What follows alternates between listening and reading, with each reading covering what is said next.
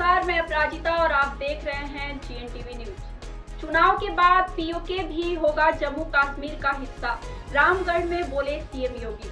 आज एक बड़े राजनीतिक घटनाक्रम के तहत उत्तर प्रदेश के मुख्यमंत्री योगी आदित्यनाथ ने एक ऐसा बयान दिया है जो भारत और पाकिस्तान के बीच कश्मीर मुद्दे को एक नई दिशा में ले जा रहा है। रामगढ़ में एक जनसभा को संबोधित करते हुए सीएम योगी ने स्पष्ट किया कि केंद्र सरकार जम्मू कश्मीर को लेकर पूरी प्रतिबद्धता के साथ काम कर रही है और आने वाले चुनाव के बाद पीओके यानी पाकिस्तान अधिकृत कश्मीर भी भारत का हिस्सा होगा।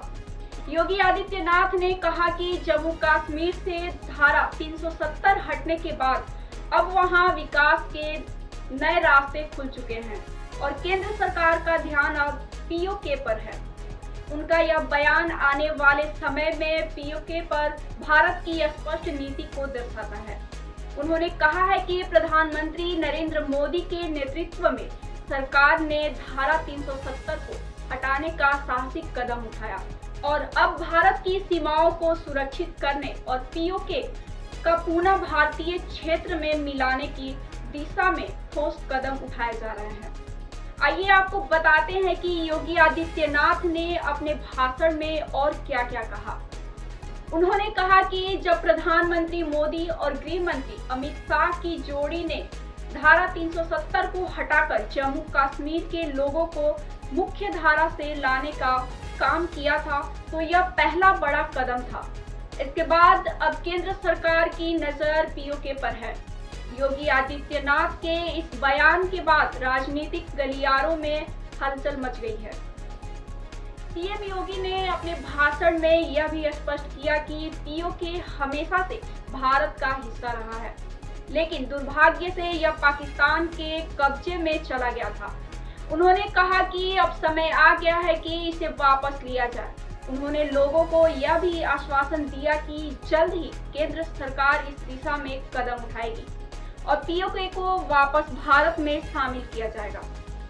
इस बयान का मतलब है कि भारत सरकार आने वाले समय में पीओके को लेकर एक आक्रामक नीति अपना सकती है।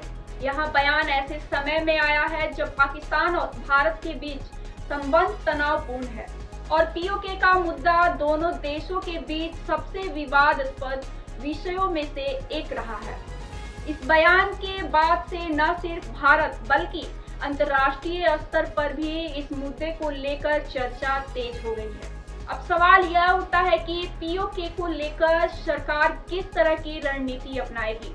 क्या यह कूटनीतिक उपायों के जरिए होगा या फिर सैन्य कार्रवाई के जरिए। योगी आदित्यनाथ के बयान से साफ है कि केंद्र सरकार इस मुद्दे पर गंभीर है और आने वाले समय में इस दिशा में कुछ बड़े कदम उठाए जा सकते हैं। धन्यवाद। ऐसे ही खास जानकारियों के लिए बने रहिए हमारे साथ और देखते रहिए GNTV न्यूज।